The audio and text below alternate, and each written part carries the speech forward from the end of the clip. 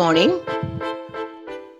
Today's class, I'll be discussing the equation of motion of a rigid body rotating about a fixed axis. As we have seen the kinetics of rotation in previous class, various equations of motion used in circular motion that is similar to the constant acceleration problems and variable acceleration problems in linear motion, the corresponding equations of circular motion or motion of rotation about a fixed axis. That is, all those problems which you have discussed was in kinematics. Now we'll pass on to the kinetics of rigid body. Kinetics means in this kinetics, we'll be introducing the terms or we'll be considering the mass of the body, the inertia forces, and the forces which are responsible for motion. Okay, you are familiar with most of the terms. Still, we'll be having a discussion on those previously known data. These things are, I think, familiar to you. You consider a body of mass m rotating with an angular acceleration alpha radians per second square about a fixed axis O. Consider an elementary mass dm at a radius r and rotating with angular velocity omega radian per second. So we are considering this is the total mass, an elementary mass of dm.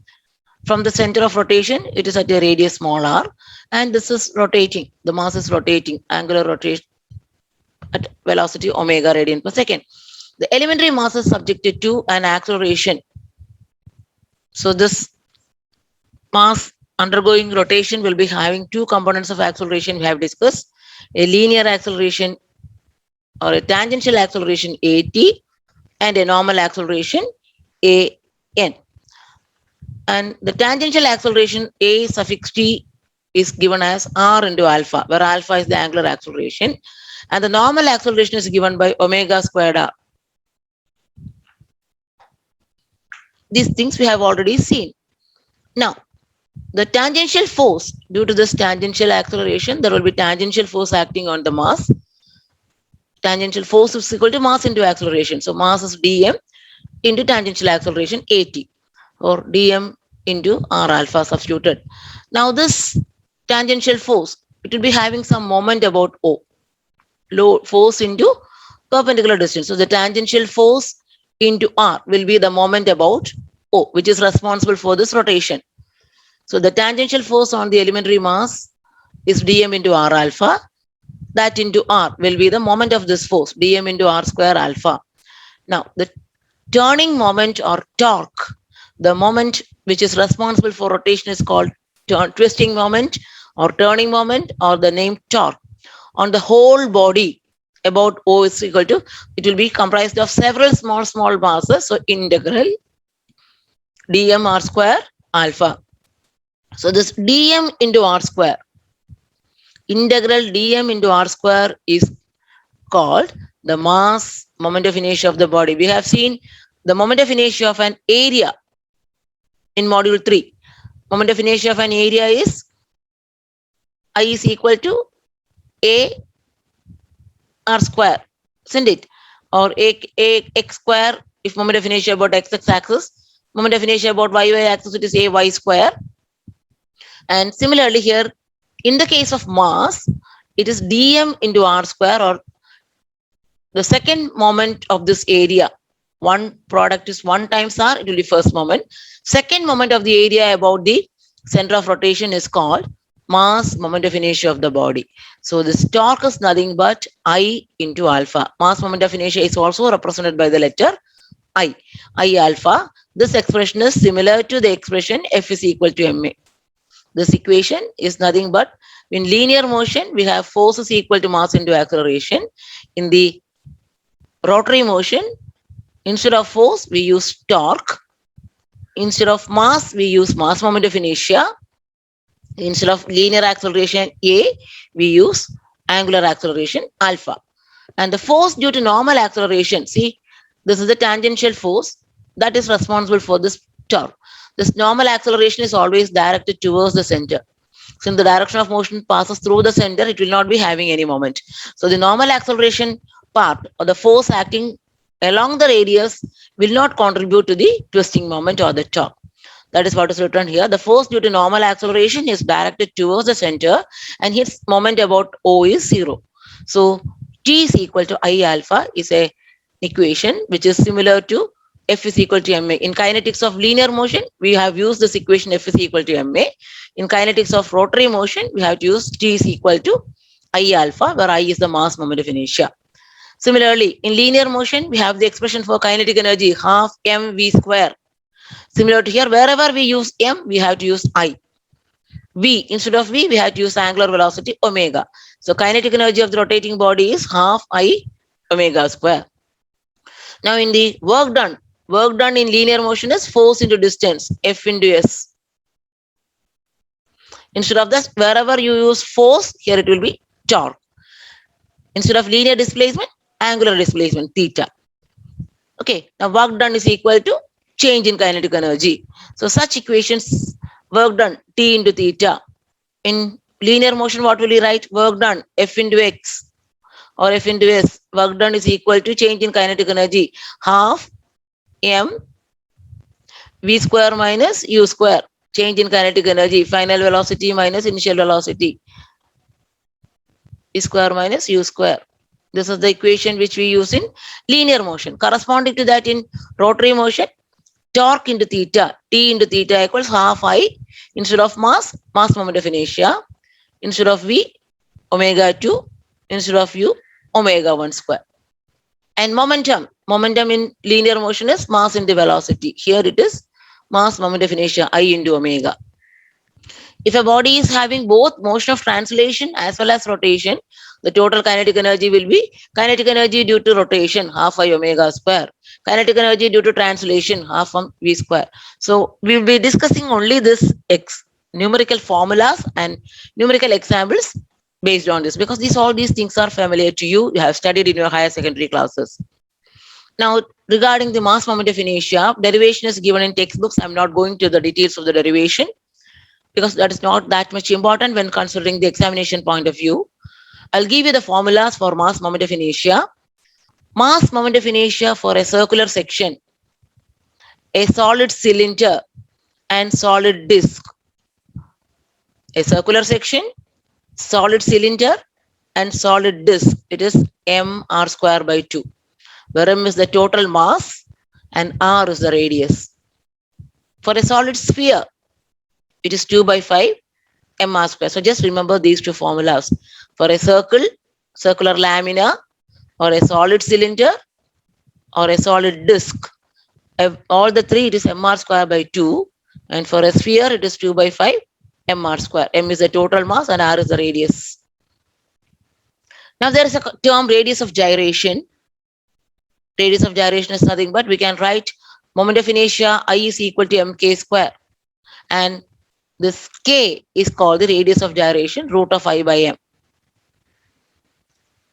It's defined as distance of a body from the axis of reference, where the whole mass of the body is assumed to be concentrated so as not to alter the moment of inertia about the given axis. So I'm not going to the details of that. Now we'll just discuss some numerical examples based on this rotation of kinetics of rotation of rigid bodies, the problems from making use of this above expressions. See the first example. Such questions are very common in part B, module 5. A flywheel of mass 5000 kilogram and having radius of gyration 1 meter loses its speed from 400 rpm to 280 rpm in 2 minutes. Calculate the retarding torque acting on it, change in kinetic energy during the above period, and change in angular momentum during the period. So let us come by. Let us write down the details which are given to us. The given data, m 5000 kilogram. Radius of gyration is 1 meter, k is 1 meter. Initial speed 400 rpm, so 2 pi n by 60, we'll get it in radians per second. Final velocity 280, 2 pi n by 60, we'll get that also. Time 2 minutes, so convert it into seconds. Initial velocity, final velocity, time. So that from this we can calculate the angular acceleration. Angular acceleration is change in velocity divided by time. Final minus initial divided by time. So it is negative. So it is a deceleration or retardation. Now, once you get this, the torque is equal to I into alpha. Similar to F is equal to ma, the retarding torque is equal to I into alpha, where I is mass moment of inertia. Mass moment of inertia of this flywheel. I is equal to mk square. M is the mass, 5000. K, radius of gyration is given 1 meter. So I is equal to mk square. We'll get I. Alpha I have got here.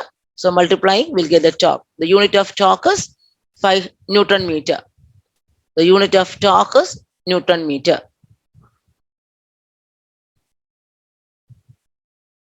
Second part is what is the change in kinetic energy? Change in kinetic energy is initial velocity is 41.88. Final velocity is 29.32. Here, we have got it here. So kinetic energy half mv square or half I omega 0 square. Half I omega 0 square minus half I omega 1 square. Change in energy. Unit of energy is Newton meter or joule. Change in momentum. Initial momentum I omega 0. Similar to I is F is equal to mv, mass into velocity. It is mass moment of inertia into angular speed. I omega 0 minus I omega 1. So the unit is mass moment of inertia I kilogram meter square. This is radian per second. Kilogram meter square by second. Kilogram meter into meter by second. So change in angular momentum is I omega. You write kilogram meter square per second. Kilogram meter square per second. A similar question, not similar one. It's a university question. A uniform homogeneous cylinder rolls without slip along a horizontal level surface with a translational velocity of 20 centimeter per second. If its weight is 0.1 Newton and its radius is 10 centimeter, what is its total kinetic energy? A cylinder is rolling along a horizontal surface. It has translational velocity, that is linear velocity is given. Its weight is given, radius is given. So when a sphere is rolling on a surface, it will be having both translation as well as rotation. So here the total kinetic energy will be kinetic energy due to translation plus kinetic energy due to rotation. Half mv square plus half I omega square. I omega square. Mass is weight by acceleration due to gravity. Linear velocity is given. So kinetic energy due to translation is half mv square. Then radius is 10 centimeter. Kinetic energy due to rotation is half I omega square. Omega is v by r. We are given the velocity, linear velocity. Radius of the wheel is given. So v by r will give you omega. And I is equal to mass moment of inertia of a cylinder is mr square by 2. Mass into radius square by 2. I is equal to mr square by 2. We'll get the mass moment of inertia so that we can get half I omega square. So total kinetic energy will be sum of half mv square plus half I omega square. Next question. This is a very, very important portion as far as examination is considered. In previous video, we have seen the motion of connected bodies in linear motion, in kinetics of linear motion. Here now, here the rotation, in kinetics of rotation, we can see the similar example. Rotation due to a weight attached to one end of a string passing over a pulley of weight W0. Here, a pulley, the weight of the pulley is given. It is significant. In the kinetics of linear motion, we have seen masses connected by string where the mass of the pulley is neglected and the string is said to be light inextensible. So the tension on either side were same. But this is a different case. Here the weight of the pulley is to be considered W0. A string is attached to it and a weight is attached to it. Let me assume, because in the rotation we use the letter T for torque, I will assume the pull, the tension in the string as a P. The tension in the string is, weight of the pulley is given. We have to consider the motion of the pulley as well as motion of this weight here. I am assuming P, the tension in the string or the pull in the string. The rotation of this torque reproduced in this pulley has to be considered. As this move comes down, this pulley rotates. So considering the motion of this pulley, the torque developed, the force which is responsible for rotation is torque.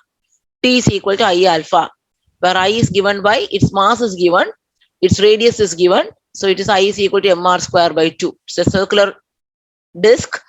I is equal to mr square by 2.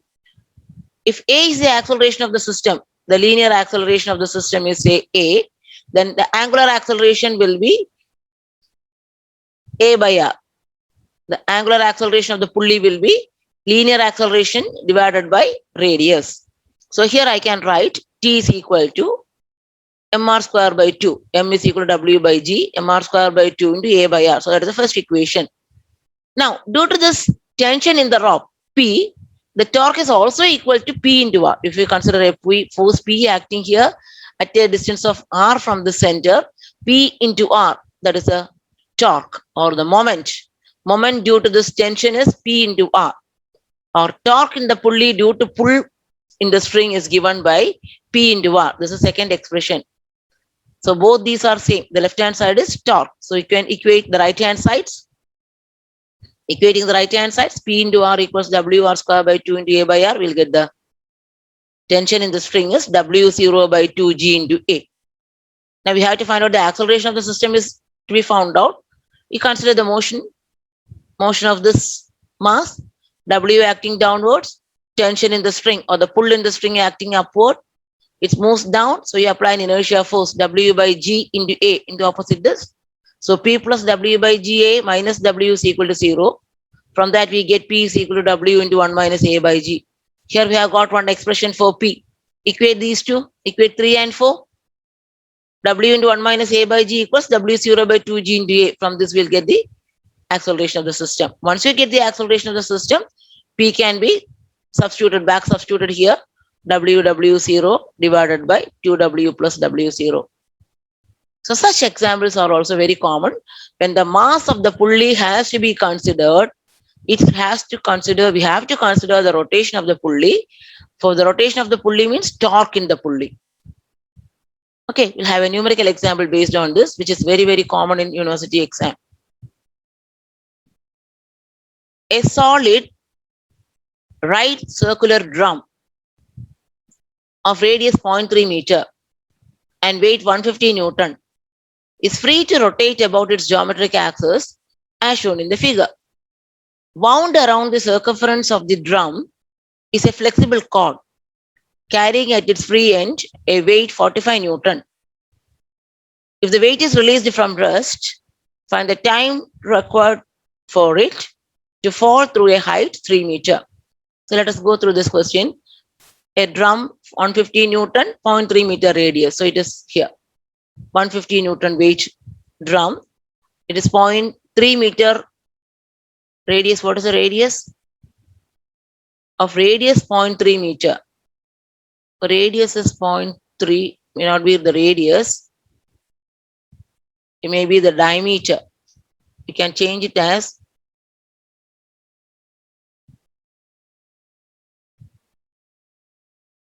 a drum of diameter 0.3 meter. So that this radius is 0.15. I is equal to mr square by 2. R is equal to radius is 0.15. Mass is equal to 150. Its weight is 150. So mass is 150 by 9.8 into r square by 2. And alpha is equal to T is equal to I alpha. We have to get alpha. If A be the acceleration of the system, it is A by R. So let us put T is equal to 150 by 0.15 square by 2 into A by 0.15 alpha. That is equal to the pull in the rope is P into R. So P into 0.15. So equating P into 0.15 is equal to this I alpha. From that we get P is equal to 7.65 A. Now consider the vertical motion of this weight. This vertical motion of this mass W, 45 Newton acting downwards, tension in the cable acting upwards. As this is moving downward, I am applying inertia force, mass into acceleration. 45 by 9.8a upwards, so that P plus 4.45 by 9.8a minus 45 is equal to 0. From that we get P is equal to, this goes to the other side, 45 minus 45 by 9.8a. Here we have got P is equal to 7.65a. Here it is 45 minus 45 by 9.8a. So equating the two, we'll get the acceleration.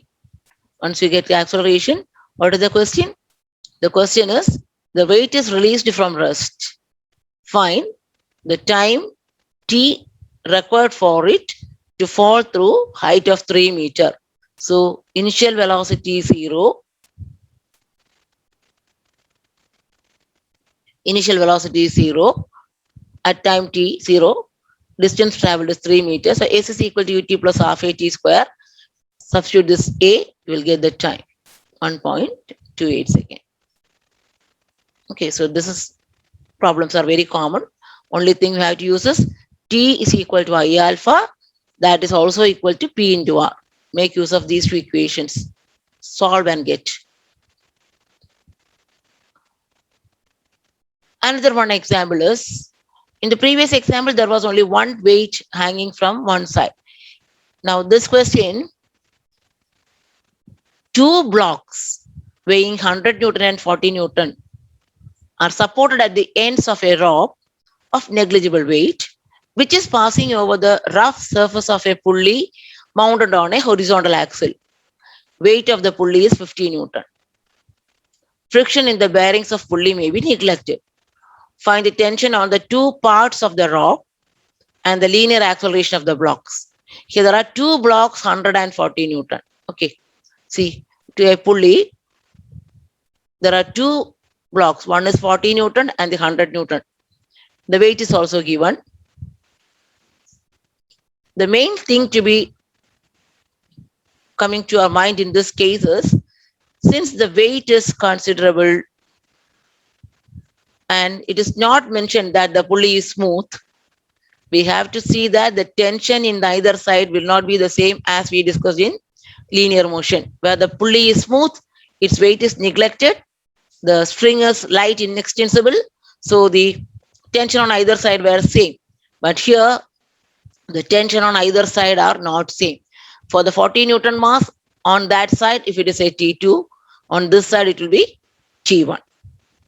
Okay, now, as usual, we can write the torque in the pulley, considering the rotation of the pulley, T is equal to I alpha, where I is equal to mass moment of inertia, mr square by 2. Mass is given 50, r is the radius, I is equal to mr square by 2. And alpha is equal to a by r. A is the linear acceleration. So substitute here t. This is I, this is alpha, so that we'll get one expression. That is equal to, what is the torque here?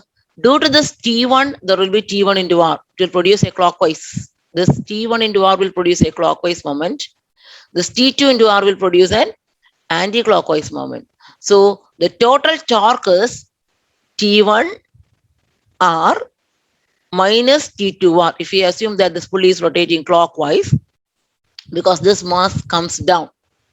If this comes down, this is less weight, this moves up. So this pulley has to rotate in a clockwise direction. So T1 will be larger compared to T2. So T1R minus T2R will be the total torque. When there was only one string, it was P into R. Since there are two strings on either sides, the torque will be T1 into R clockwise, T2 into R anti-clockwise, or it is T1 minus T2 into R. This is the most important step. The most important step in this example is, when there are two different ropes, T1 and T2 will be different, and T is equal to I alpha, that is equal to T1 minus T2 into R. So we'll get T1 minus T2 is equal to one expression. Now consider the weight 40 Newton and 100 Newton separately. Consider the 100 Newton. 100 Newton moves down. Tension acting upwards, self-weight acting downwards. Since it comes down, we have to apply inertia force opposite to the direction. So T1 plus 100 by 9.8a minus 100 is equal to 0. We'll get one equation. On the second mass, this T2, this is T2, 40 Newton is acting downwards, and the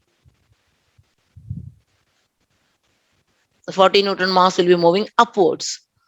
Okay, so self weight 40 Newton, the mass is moving upwards, so apply inertia force 40 by 9.8 A downward. So T2 minus 40 minus 40 by 9.8 A is equal to 0. So we have got one more expression, the third equation.